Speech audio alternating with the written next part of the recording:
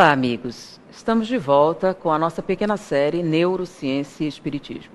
Como prometemos, vamos continuar explicando a questão da felicidade. Afinal, o que é que o homem precisa para ser feliz? Como narramos anteriormente, o que os cientistas descobriram é que dinheiro, beleza e poder não trazem felicidade. E o mais interessante é que quem diz isso não são religiosos, não são filósofos, são neurologistas ateus, materialistas, que acreditam que tudo é fruto do mundo material e que chegaram à conclusão, através de pesquisas da anatomia humana, da neuroanatomia especificamente, que o dinheiro, a beleza e o poder não são a fonte da nossa felicidade. Mas continuaram as pesquisas. Se não é dinheiro, se não é beleza, não é poder, que é o que a literatura prega ao longo dos séculos, qual seria o principal agente da felicidade humana? E eles abriram as pesquisas, então, para pegar uma grande gama da população, para encontrar pessoas em que a área da satisfação tivesse maior atividade cerebral. Depois de pesquisar bastante, no início eles tiveram um pequeno problema, porque eles achavam que a felicidade estivesse relacionada com a faixa etária, porque havia um determinado grupo, um determinado nicho, onde a atividade na área era maior. Mas depois de refinar a pesquisa, eles verificaram que foi um pequeno erro metodológico e descobriram que não é a idade, é uma atividade em particular. Então, o que é que mais felicita o homem? Aprender. Nada acende mais o centro da satisfação do que aprender. Mas espera aí, não é o dinheiro, não é a beleza, o poder aprender? Sim. E nós podemos tirar a prova disso.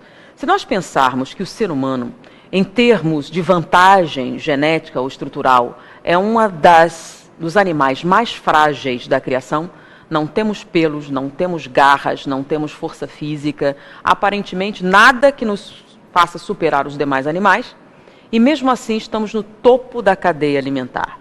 O que é que torna o homem tão poderoso que chega a extinguir diversas espécies fisicamente mais poderosas do que nós? Qual é a ferramenta que nos permite essa capacidade? É justamente o conhecimento. O conhecimento que nos permite compensar nossas fraquezas com ferramentas. Nós não temos força física, mas temos alavancas. Nós não temos garras, mas temos facas. Nós não temos velocidade, mas temos automóveis. E tudo isso, essas vantagens, nos tornam, então, o topo da cadeia alimentar. E tudo isso vem através do conhecimento. Se essa é a nossa principal vantagem evolucionária, com certeza deveria ser uma expressão que fosse muito importante para o nosso desenvolvimento. Logo, em termos de preparação, toda vez que você aprende algo, você ascende de maneira incomum a área da felicidade.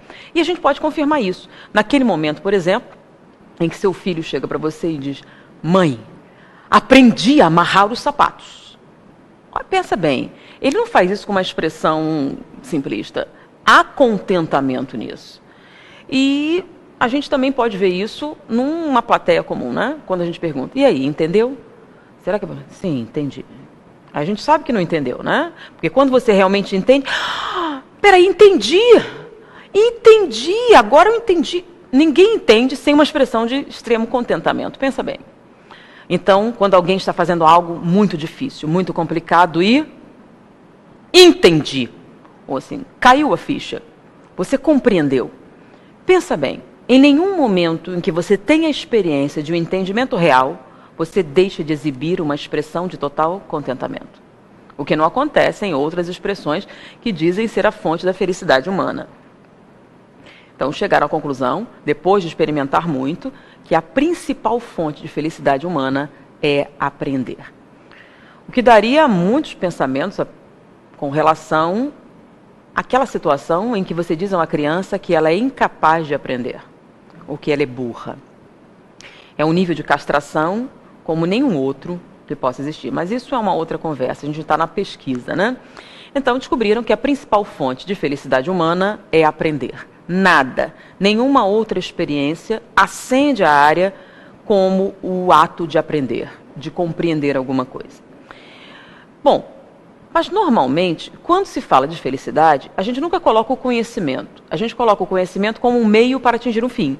Você estuda para arrumar emprego e ganhar dinheiro e ser feliz. Você se esforça bastante por aprender uma profissão, porque isso vai te dar dinheiro e você vai ser feliz. Porque isso vai te dar poder e você vai ser feliz.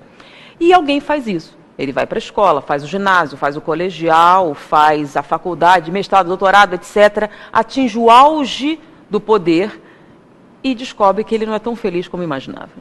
Aí larga tudo e compra uma posada na costa do Sauípe. E nesse momento ele diz, eu era feliz e não sabia. O que acontecia que eu era feliz e não sabia? Muitos atribuem essa situação à questão de falta de problemas ou falta de responsabilidade. Não. É que você nunca vai ser tão feliz como naquele momento em que você está aprendendo. Por isso que muitas pessoas, quando retornam ao estado de aprendizado, ou retornam a uma tarefa, elas se sentem felicitadas, se sentem recompensadas e revivem, remoçam. Então, os cientistas chegaram à conclusão que não é o dinheiro, a beleza e o poder que trazem felicidade. A coisa que mais felicita o homem é aprender. E o segundo lugar? O segundo lugar é muito interessante. Quando eles começaram a descrever, ainda não tem uma tradução para isso, mas o mais próximo seria superação. Então, a segunda coisa que mais felicita o homem é a superação. Superação não é a mesma coisa que competição. Superar um limite. Por exemplo, quando a gente pergunta a um alpinista que atingiu o topo da montanha, por que você fez isso? Por que é que você faz isso? E ele responde, porque a montanha está lá. E a gente fica sem entender, né? Ele faz um sacrifício enorme. Tem uns que perdem o dedo no gelo, tem uma situação de sofrimento atroz, desgaste físico desumano para fincar uma bandeirinha lá. Por quê? Porque esse ato de superar um limite acende como uma árvore de Natal a área da felicidade. Você sente uma intensa satisfação, um prazer orgásmico e prolongado. Porque eles pegaram, por exemplo, um boxeador que havia ganhado o campeonato, tinha ganhado o cinturão, era campeão.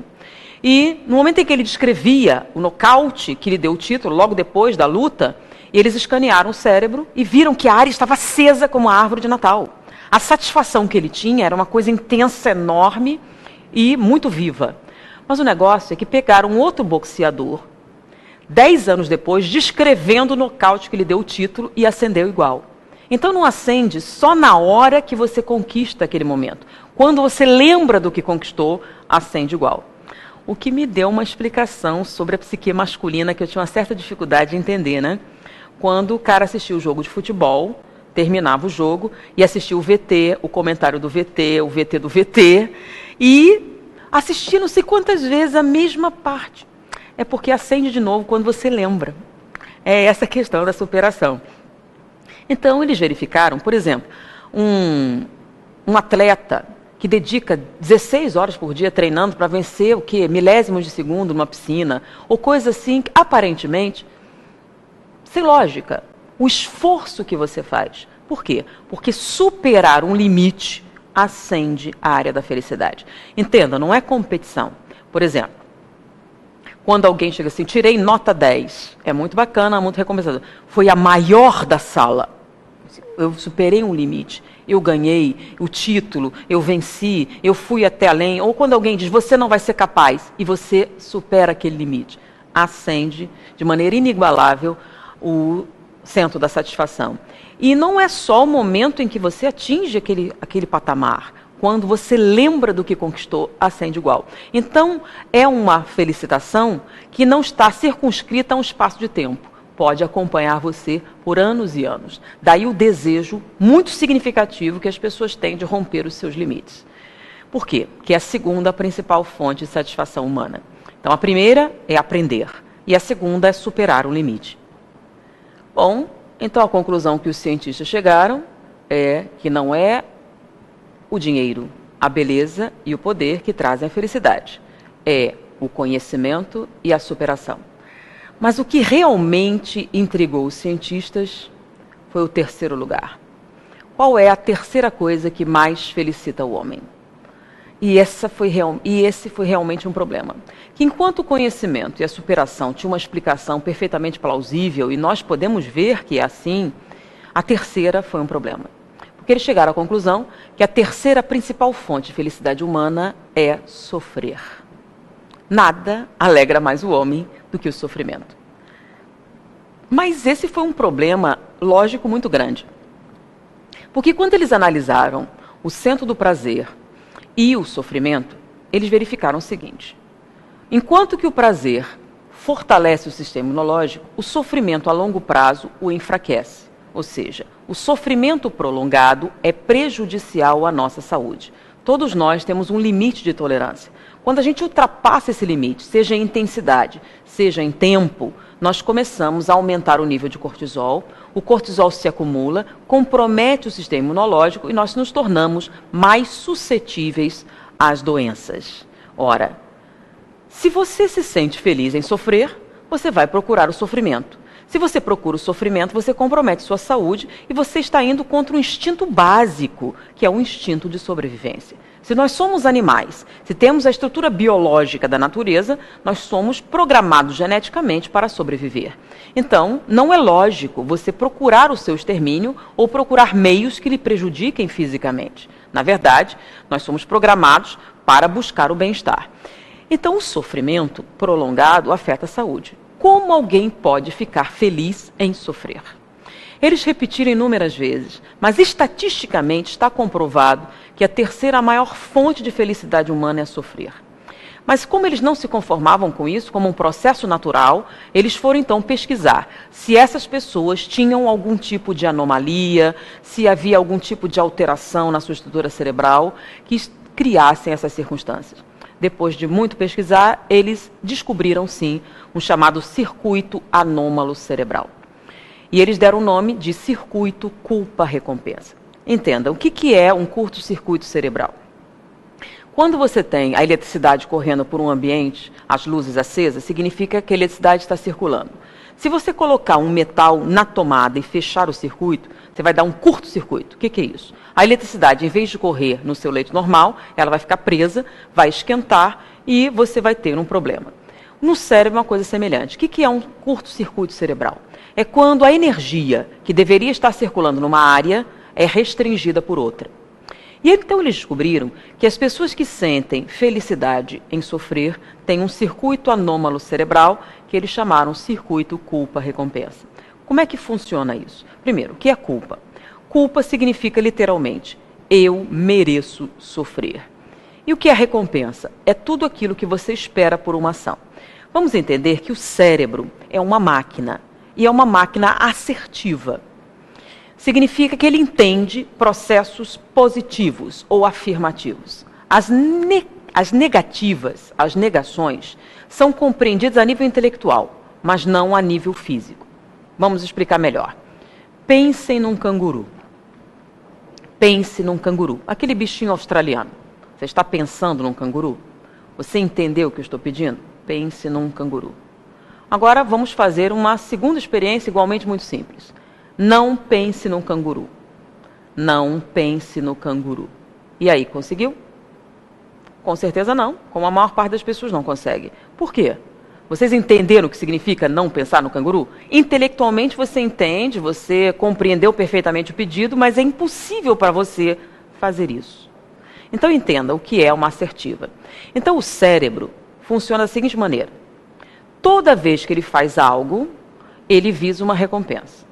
Quando você faz algo bom, algo meritório, você espera como recompensa o prazer. Toda vez que você faz algo mal, algo que lhe descaracterize moralmente, dependendo das suas crenças, você espera o sofrimento. É a sua recompensa. A recompensa para o bem é o prazer, a recompensa para o mal é o sofrimento. É uma crença que você tem e uma crença afirmativa. Só que a expectativa não é alguma coisa que o homem lide bem. Então, você faz alguma coisa e fica esperando o resultado. A espera é algo muito frustrante, que aumenta a ansiedade, que aumenta a produção de catecolaminas. Isso gera tensão. Quanto mais você tem que esperar para obter um resultado, mais tensão. Então, o que acontece? Você faz algo e fica esperando o resultado. Quando ele não vem, essa angústia vai crescendo, que você, para resolver ou diminuir a tensão, corre atrás dela. Então, você fez uma coisa má. Essa coisa má merece sofrimento. E o sofrimento não vem, o sofrimento não vem. Aí, finalmente, a desgraça acontece. Graças a Deus. E você fica, então, satisfeito em sofrer. Porque é isso que você merece. O nome disso é circuito culpa-recompensa. Então, quando você se sente culpado por alguma coisa, você busca ativamente o sofrimento, porque é a única coisa que lhe traz satisfação. Só que tem um problema. Como o sofrimento é prejudicial à saúde, o cérebro tem sistemas de defesa. E um sistema de defesa chama-se circuito lógico, ou seja, é o raciocínio. Então, se nós raciocinarmos, vamos ver que nos é prejudicial e vamos mudar de atitude. Então, quando o circuito culpa-recompensa começa a funcionar, o que é que acontece? Ele fecha o circuito e impede a circulação de energia no lobo frontal, que é o nosso setor lógico. Vamos explicar melhor. Quando você está preso no circuito culpa-recompensa, você não raciocina. Então, não adianta procurar a lógica disso, porque não tem. A energia parou de funcionar na área e você não raciocina a respeito do assunto. Vamos explicar isso da seguinte maneira. Imagine que eu ofereço para você um pino quadrado e um buraco redondo. Quantas tentativas você precisa para ver que um pino quadrado não encaixa no buraco redondo? Você que está ouvindo isso aí, isso é uma bobagem, é lógico que não encaixa. Eu vou olhar, peraí, não encaixa. Qualquer pessoa vê isso, só maluco não vai enxergar, não é isso que você diz? É óbvio, tem toda a razão, você vai olhar e no que você vê não encaixa. E você acha isso o quê? Perfeitamente lógico. Você viu a forma, não tem encaixe. A lógica lhe diz que não vai funcionar. Ok. E você acha isso normal? É, perfeitamente normal. Então vamos ver a seguinte situação. Há 10 anos eu grito para esse homem não largar a toalha molhada na cama e ele larga. É. E você acha uma atitude perfeitamente normal. Vamos entender. Há 10 anos você repete a mesma coisa que não funciona, que te estressa, sem resultado. O que é que isso diz de você? Há 10 anos você tenta encaixar um pino quadrado num buraco redondo e acha perfeitamente natural. Por quê? Circuito culpa-recompensa. No momento em que você está em determinadas dinâmicas emocionais, você não raciocina. Então você se aproxima daquele que te faz mal. Você procura amizades que te levam para baixo. Você entra em relacionamentos vazios. Você entra em relacionamentos autodestrutivos. Por quê? Porque você acha que é isso que você merece. Se alguém melhor, se alguém que te estimula, alguém que te faz crescer, se aproxima, você foge como o diabo foge da cruz, porque você não merece ser feliz. Circuito culpa-recompensa. Mas espera aí, não tem lógica. Não, não tem. Circuito culpa-recompensa rouba a sua lógica. Então, por exemplo, durante um determinado tempo, nosso professor de psiquiatria, que era também diretor do Instituto Médico Legal, levava os alunos para fazer perícia. E a gente viveu uma experiência muito instrutiva. Um dia chegou lá para fazer o exame uma senhora que havia apanhado brutalmente do marido. E ela foi fazer um exame de corpo de delito para pedir a separação judicial. Foi feito o laudo, ela foi espancada, tinha se machucado bastante e conseguiu a separação. Passado um tempo, uns 3 meses depois, ela voltou. Ela havia separado o marido, arrumado um namorado e o namorado bateu nela. E ela foi atrás de uma medida cautelar. Ela conseguiu, fez os exames, foi embora. Passou um tempo, ela voltou. Ela arrumou outro namorado e o namorado bateu nela. Nesse momento aconteceu o inevitável, né? Alguns alunos começaram a brincar. Peraí, essa aí gosta e tal. E nisso o professor ouviu e veio fazer uma chamada. Como é que é essa história? Professor, pensa bem. Ela gosta, né? Porque não é possível. Peraí, você acha que ela gosta? Se ela realmente gostasse, ela teria ficado com o primeiro marido. Ela terminou 3 relacionamentos por causa da violência. Então ela gosta? O professor está dizendo o quê, então? Que todo homem bate em mulher? Não. Então, ela é muito azarada? Não. O que significa, então? Se ela entrar numa sala com 100 homens, de quem ela vai se aproximar? Ao contrário do que muitos podem pensar, não é daquele que bate. Não é esse o raciocínio. Ela vai se aproximar daquele que ela acha que merece. Então, ela procura o que ela acha que merece. E como resultado vem a violência. Então, ela não está preparada para lidar com a violência. Mas toda vez que ela busca um relacionamento, ela procura alguém que ela acha que mereça.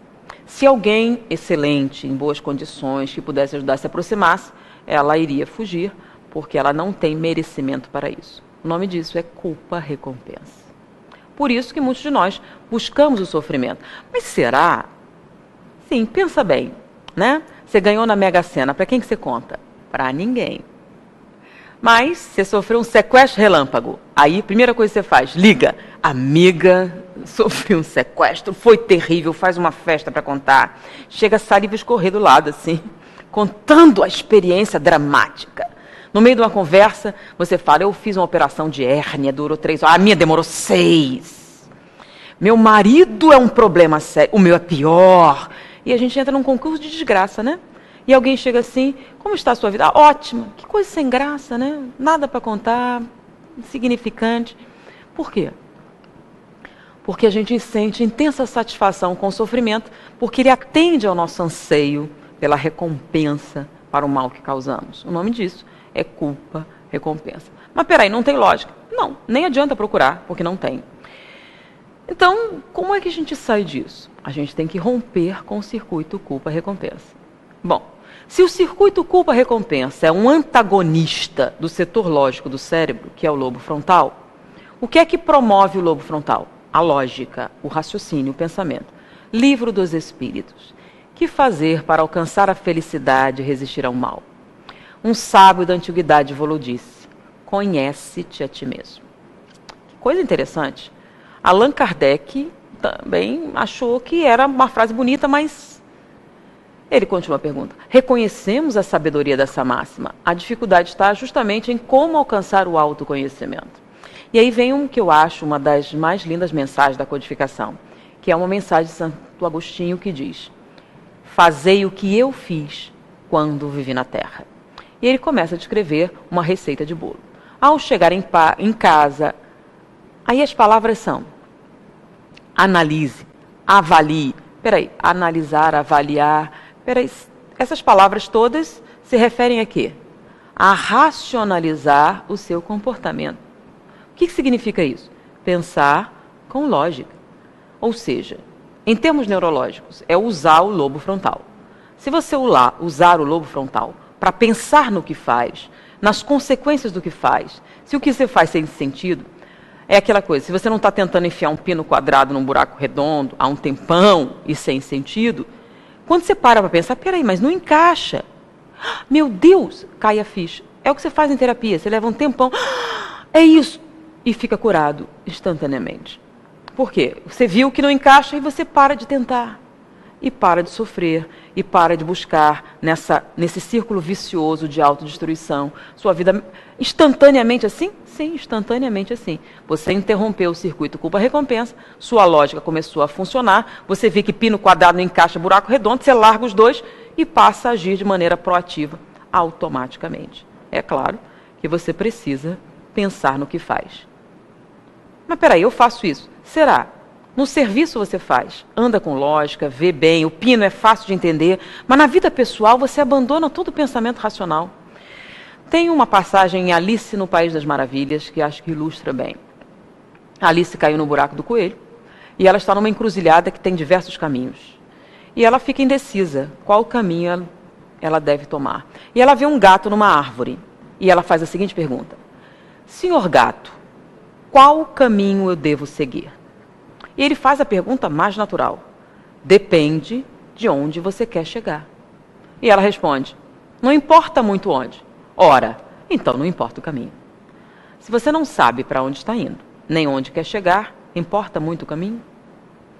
Para você saber que caminho você deve tomar de maneira mais eficiente para atingir seus objetivos, você precisa raciocinar. E raciocínio se começa pelo começo. Raciocínio. Pense, analise, avalie o comportamento, passe em revista suas atitudes, da maneira com que propõe Santo Agostinho. E no momento em que você inicia o processo, você ativa o lobo frontal, interrompe o circuito culpa-recompensa e deixa de sentir satisfação em sofrer. E sua vida começa a mudar. Circuito culpa-recompensa. Afinal, o que é que você realmente precisa para ser feliz? Aprender, superar limites e deixar de sofrer. Numa próxima oportunidade, a gente continua com essa pequena série Neurociência e Espiritismo. Foi um prazer estar com vocês.